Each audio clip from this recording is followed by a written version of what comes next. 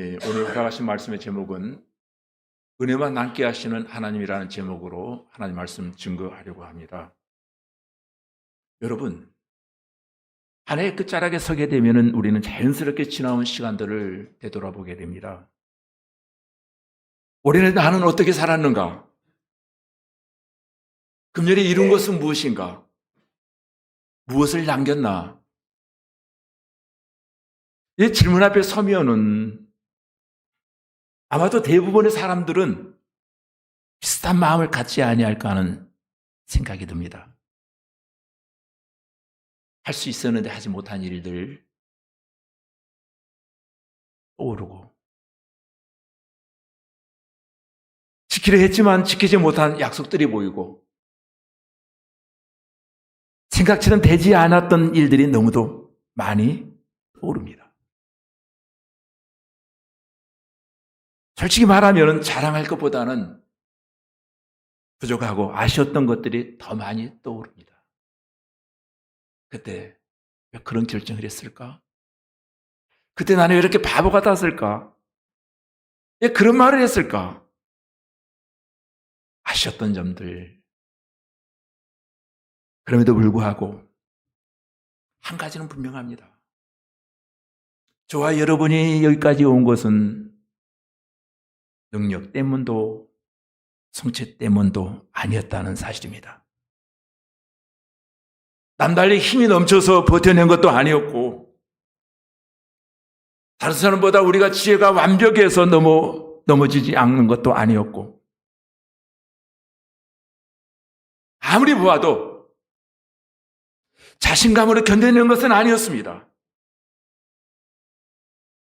한 걸음 한 걸음 되돌아보면 그때마다 누군가가 보이지 아니한 손길로 우리를 붙들어 주셨고, 길을 잃지 않도록 인도해 주셨고, 넘어지고 미끄러지고 망연자실할 때마다 보이지 아니한 손길이 저와 여러분을 붙들어 세우셨습니다. 그래서 한 해를 돌아볼 때 가장 마음에 남는 말은 이것입니다. 하나님, 자랑할 것은 하나도 없지만 은혜는 분명히 있었습니다. 바울이 고린도 교회를 향해서 이렇게 말합니다. 형제들아, 너희의 부르심을 보라. 이 말이 뭘까요? 이 형제라고 하는 말은 아델포스라고 하는 단어를 쓰고 있는데, 예수 믿는 모든 가족들, 공동체를 가리켜서 형제들아 라고 말하고 있습니다. 이 말은 형제들아 너희의 부르심을 보라. 이 말의 의미는 너희가 잘난 사람들이어서 부름을 받은 것이 아니라, 남달리 능력이 출중해서 부르심을 받은 것이 아니라 하나님의 은혜로 부르심 받은 것이 아니냐. 그렇게 보면 우리의 잘한 것보다 못한 것들이 더 많습니다.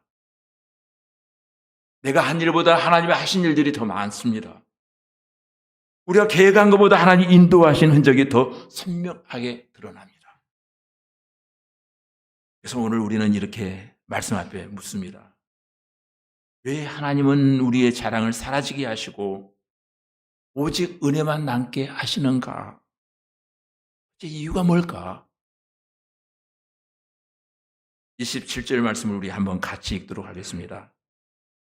27절입니다. 시작. 그러나 하나님께서 미련한 것들을 택하사 지혜 있는 자들을 부끄럽게 하시려고 큰 것들을 택하사 강한 것들을 부끄럽게 하시며. 아멘. 이 하나님의 선택은 단순한 취향이나 우연이 아니라 세상의 기준을 뒤흔들고 새롭게 정의하시는 하나님의 일하시는 방법을 우리에게 지금 알려주고 있는 겁니다. 성경은 놀랍게도 이렇게 말합니다. 하나님이 택하신 사람들은 미련한 사람들이었다. 또한 약한 사람들을 택하셨다. 세상에서 쳐다보지 아니한 사람들을 하나님이 일꾼으로 세우셨다는 거예요. 여러분, 세상은 세상의 기준은 뭡니까? 실력 있는 사람을 뽑지만 하나님의 실력이 없어도 엎드릴 줄 아는 사람을 세우십니다. 세상은 능력이 있는 사람을 높이지만 하나님은 부족해도 기도할 줄 아는 사람을 사용하십니다. 세상은 스펙과 이력서를 보고 판단하지만 하나님은 무너진 마음을 보고 선택하신다는 거예요. 세상은 높은 자리에 있는 사람을 주목하지만은 하나님의 관심은 낮아진 사람을 통해서 영광을 드러내시길 원하신다. 이것이 하나님의 일하심의 방법이다. 그런데 예수님의 십자가는 하나님의 역설이 가장 선명하게 드러나는 자리였습니다. 십자가를 묵상해 보십시오. 로마 사람들은 십자가를 가장 어리석은 수치스러운 형벌이다라고 여겼습니다. 유대인들이 생각하는 십자가는 저주의 상징이었습니다. 그러나 하나님은 가장 어리석고 저주받은 십자가를 통해서 세상을 구원하시길 원하셨다는 거예요. 십자가는 이렇게 말합니다. 하나님의 약함이 사람보다 강하다. 하나님 미련함이 사람보다 지혜롭다. 십자가는 하나님의 방식이 언제나 세상과 정반대 방향에 있음을 우리에게 보여주고 있습니다. 약함은 은혜가 흐르는 통로인 줄로 믿습니다. 오히려 우리의 약함이 있어야 은혜가 흐른다고, 은혜가 더 선명해진다고 성경은 우리에게 지금 증거하고 있습니다. 지나온 한 해를 한번 돌이켜 보십시다. 내가 잘났을 때 어땠나요? 하나님이 보이질 않습니다. 내가 성공했을 때 하나님을 우리는 누구보다도 덜 찾습니다. 내가 강할 때는 하나님 필요 없어 보일 때도 있습니다. 그러나 약해지면 그때 은혜가 들어옵니다. 기도가 시작되는 자리, 눈물이 흘러내는 자리, 인간의 힘이 멈추는 자리, 그 자리가 바로 하나님의 능력이 머무는 자리인 줄로 믿습니다. 그렇다면 우리의 약함은 자격 미달이 아니라 하나님이 일하시기 위해서 여시는 문이라는 사실로 한번 바꾸어 생각해 보시기를 바랍니다. 그렇습니다. 우리가 지난 한 해 동안 견뎌내고 오늘 우리가 이 자리에 있는 것은 강해서가 절대 아니었습니다. 우리는 완벽하지도 못했고 우리는 누구보다도 흠이 많은 사람들입니다. 그런데 하나님은 약했기 때문에, 하나님을 붙들었기 때문에, 흔들렸기 때문에 하나님은 저와 여러분을 세우셨고, 부족했기 때문에 하나님 날마다 우리의 인생에 개입하셨습니다. 때로는 억울하고 분하고 감당할 수 없어서 울었기 때문에 하나님의 위로의 영이 우리를 만져주셨습니다. 올 한 해의 부족함과 실패와 눈물과 포기하고 싶었던 모든 순간 속에서 하나님의 역사는 진행하고 있었고 하나님은 보이지 아니한 손길로 저와 여러분의 마음을 만져주셨던 것입니다. 26절에 보니까 조건 때문에 우리를 부르신 것이 아니라 주권적인 하나님의 은혜로 우리를 불러주셨다는 거예요. 그래서 형제들아, 너희의 부르심을 보라. 육체를 따라 지혜로운 자가 많지 아니하며 능한 자가 많지 아니하며 문보일 좋은 자가 많지 아니하도다. 다시금 상기시킵니다. 너희의 부르심을 보라. 바울은 이 한 문장으로 우리의 출발점, 우리의 뿌리의 본질을 보게 합니다. 너희가 지금 어떻게 이 자리에 서게 되었는지 너희의 시작을 다시 한번 기억해 보라는 거예요. 우리는 하나님의 은혜를 너무도 당연한 것으로 오해합니다. 때로는 내가 뭔가 좀 하나님 것이 좋은 것이 있어서 그런 줄로 압니다. 성경은 말합니다. 너희가 잘나서 부른 것이 아니다. 하나님 우리가 자랑할 만해서 부르신 것이 아니대요. 하나님 저와 여러분을 부르실 때 점수를 계산하셔서 선택한 것도 아니고 잠재력을 보고 투자하신 것도 아니대요. 성경은 분명히 말합니다. 하나님의 부르심은 우리의 조건이 아니라 하나님의 주권적인 은혜의 부르심이었다. 은혜로 시작되었다. 또한 하나님은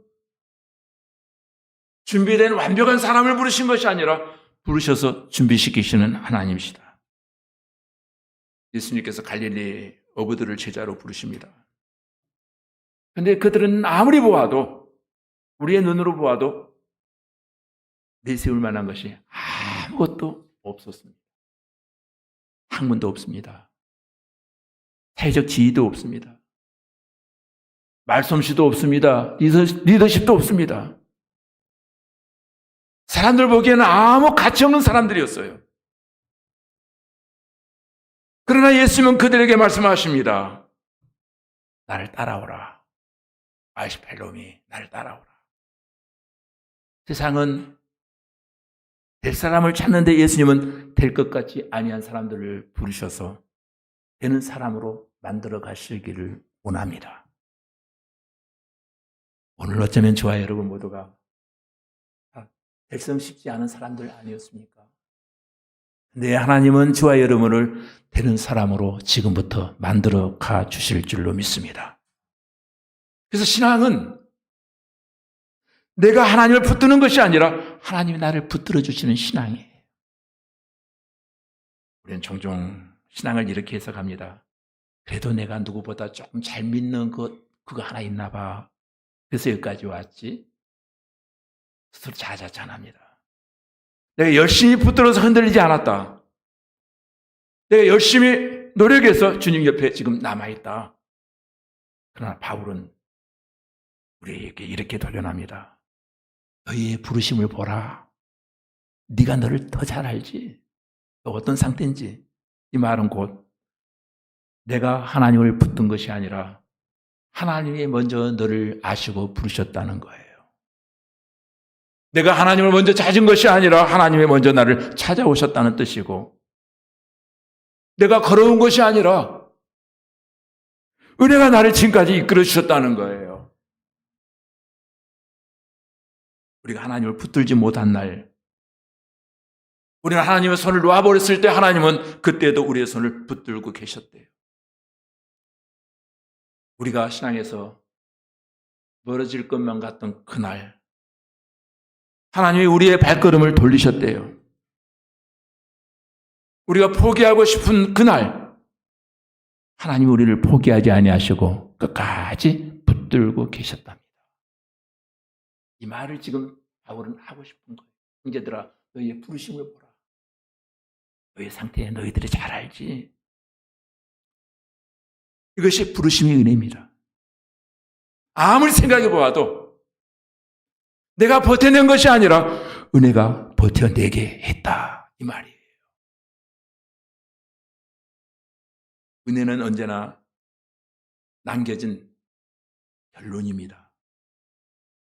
성공으로 설명할 수 없고 능력으로 해석할 수 없는 자리마다 한 가지 분명한 것은 은혜의 흔적이 있었습니다. 내가 잘한 것보다 은혜가 더 많이 남아있었고, 내가 계획한 것보다 은혜가 더 확실하게 남아있었고, 실패보다 은혜가 더 깊이 새겨져 있었습니다. 그래서 한 해의 마지막에 성도는 이렇게 고백할 수밖에 없습니다. 순전히 하나님의 은혜였습니다. 29절에 보니까 이렇게 말합니다. 이는 아무 육체도 하나님 앞에서 자랑하지 못하게 하려 하심이라. 무슨 말을 바울이 지금 하고 싶어 하는 겁니까? 오직 주만 자랑하라는 거예요. 아무 육체도 하나님 앞에서 자랑하지 못하게 하려 하심이라. 이 문장은 하나님의 부르심과 선택, 일하심이 궁극적인 이유를 한 문장으로 말해주고 있는 겁니다. 하나님은 우리의 자랑을 부수기 위해서 일하시는 것이 아니라 우리의 자랑이라고 하는 그 거품을 거두어낼 때 그 자리에 은혜가 보이기 시작한다는 거예요. 이 말을 지금 바울이 해주는 거예요. 우리에게는 거품이 너무 많다는 거예요. 그 거품을 드러냈을 때 남는 것이 하나님의 은혜가 남는다는 거예요. 이 말을 조용히 묵상하는 가운데 이런 생각이 들었습니다. 사람은 자랑할 것이 생기면은 자기를 드러내고 자기 영광을 극대화시킵니다. 스스로 높이려고 하고 스스로 자꾸 높이다 보면은 하나님 없이도 잘 된다. 잘 살 것 같은 착각에 빠져버립니다. 그래서 하나님은 우리를 너무도 사랑하시기 때문에 사랑의 거품을 자꾸 거두신다는 거예요. 은혜만 남게 하신다는 거예요. 은혜의 시각으로 모든 것들을 바라보게 하신다는 내용입니다. 우리의 계획이 내 뜻대로 되지 않게 하실 때가 있고 내 힘으로 해결되지 않은 문제를 허락하시고 우리의 힘으로 감당할 수 없는 벽을 세워놓으실 때가 많습니다. 그때마다 우리는 답답함을 느낍니다. 그러나 돌아보면은 지나고 났더니 깨달아진 것이 우리의 자랑을 깨뜨리고 은혜만 남게 하시기를 원하시는 하나님의 일하심의 손길이었던 것입니다. 그래서 실패의 순간마다 들려오는 메시지가 하나 있습니다. 우리가 실패했던 자리, 밤새워 눈물을 흘렸던 그 자리, 좌절했던 자리, 도망치고 싶었던 자리, 그 모든 순간에 하나님이 이렇게 말씀하십니다. 너희의 자랑은 여기까지다. 이제 은혜로 살아라. 아멘. 아멘이 안 나올 줄 알았습니다. 우리가 붙잡고 있던 것, 내가 했다는 문장, 내가 잘했다 이것만은 이 문장이 사라져야 그때야 하나님이 하신 일들이 보이기 시작합니다. 하나님은 우리의 자랑을 없애려 하신 것이 아니라 사랑이 사라진 자리에 비로소 은혜가 보이게 하시는 것, 은혜가 깨달아지게 하시는 것. 근데 자랑이 사라져야 비로소 우리의 눈이 영안이 열려서 보이기 시작한다는 거예요. 우리가 스스로 자자찬하고 만족할 때에는 하나님의 은혜가 전혀 보이지 않습니다. 말로는 은혜로다 은혜로다 말하는데 그건 입싱크지 진심에서 우러나오지 않는다는 거예요. 되돌아보십시오. 내가 강해지잖아요. 은혜는 흐릿해지기 시작합니다. 내가 잘하면 은혜는 가려지고 내가 이루었다 생각하면은 하나님의 능력이 굉장히 애소해 보입니다. 그러나 반대로 내 힘이 꺾이잖아요. 기적처럼 은혜가 선명해집니다. 은혜였어. 은혜였어. 은혜가 아니면 해석이 안 돼. 한 해를 돌아보면은 우리가 내세울 수 있는 것들이 많지 않습니다. 성취보다 실패가 더 많이 생각나잖아요. 감사보다 후회가 더 많이 떠오르고 어떤 열심보다는 눈물이 더 기억이 납니다. 선명해집니다. 그러나 이상하게도 그 자리마다 선명한 것 하나 분명히 남아 있습니다. 하나님의 은혜였습니다. 사람에게 버림받던 그 자리에 하나님이 나를 붙들고 계셨고 사람들은 나를 조롱하고 비웃고 비싸할 때에도 하나님은 나를 안타까운 마음으로 나를 만지고 계셨습니다. 마음이 무너지는 날마다 하나님은 날마다 위로를 보내셨고 아무도 이해해주지 아니하는 내 마음 그 아픔 속에서도 하나님은 절대로 나를 놓지 않으셨습니다. 왠지 모르게 그 소리가 들려오는 것만 같습니다. 따라하더라. 넘어져도 괜찮아. 인간은 다 넘어지고 상처 속에서 다시 일어서는 거야. 여러분, 사실 자랑할 것이 없는 사람은 내일이 두렵지 않습니다. 무슨 역설적인 소리냐고요. 심리학은 그렇게 말합니다. 자랑거리가 있어야 자존감이 높아지고 미래가 두렵지 않다고 말을 합니다. 영적인 원리는 그렇지 않아요. 성경은 정반대의 논리를 펴니다. 자랑할 것이 없는 사람이 두렵지 않다. 왜냐하면 하나님을 더 의지하기 때문에 내일이 두렵지 않다. 하나님을 의지하면 문제가 작아 보여요. 왜냐하면 내일을 여시는 분도 하나님, 내일을 붙드시는 분도 하나님, 내일을 완성시키는 분도 하나님이시기 때문이에요. 우리의 자랑이라고 하는 거품이 사라지기 시작할 때 은혜가 시작됩니다. 자랑이 멈추면 하나님을 더 신뢰하기 시작합니다. 자랑이 없어지면 나를 통해서 하나님의 영광이 더 선명하게 드러나기 시작합니다. 여러분, 교회력으로 우리는 11월 한 달이 한 해 끝자락입니다. 이 시간은 결과를 정산하는 시간이 아니라 하나님의 은혜를 확인하는 시간이 되어야 될 줄로 믿습니다. 한 해 끝자락입니다. 송대의 마지막은 자랑이 아니라 은혜였습니다. 이 고백이 우리의 고백이 되어지기를 원합니다. 성도의 내일은 능력이 아니라 은혜로 열려질 줄로 믿습니다.